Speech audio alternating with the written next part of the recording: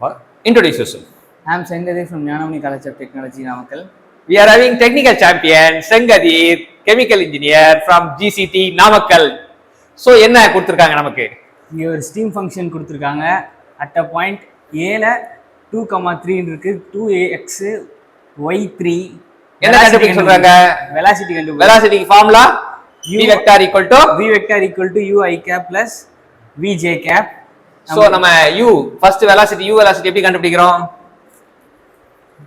minus pi psi by dou psi by dou y தான் u க்கு formula. y பொறுத்து differentiation பண்ணும்போது -3x வரும். x க்கு நம்ம என்ன 2 சப்ஸ்டிட்யூட் பண்றோம் இங்க. y மைனஸ் இருக்கனால மைனஸ் அப்படியே வந்துரும். 3 2 6 -6. ஓகே v க்கு என்ன கண்டுபிடிக்கிறோம்? dou psi by dou x formula. இத x பொறுத்து டிஃபரன்ஷியேட் பண்ணும்போது 3y வரும். y க்கு வந்து 3 கொடுத்திருக்காங்க. 3 சப்ஸ்டிட்யூட் பண்ணி 3 3 is 9 போட்டுக்கணும். சோ அகைன் ஈக்குவேஷன் எடுத்து எழுதுறோம். என்ன எழுதுறோம்? v vector equal to -6 I cap plus 9 j cap. So modulus கண்டுபிடிக்கும் போது root of -6 whole square plus 9 whole square போடுறோம். 6 க்கு ஸ்கொயர் பண்ணும்போது 36, 9 ஸ்கொயர் பண்ணும்போது 81 கிடைக்குது.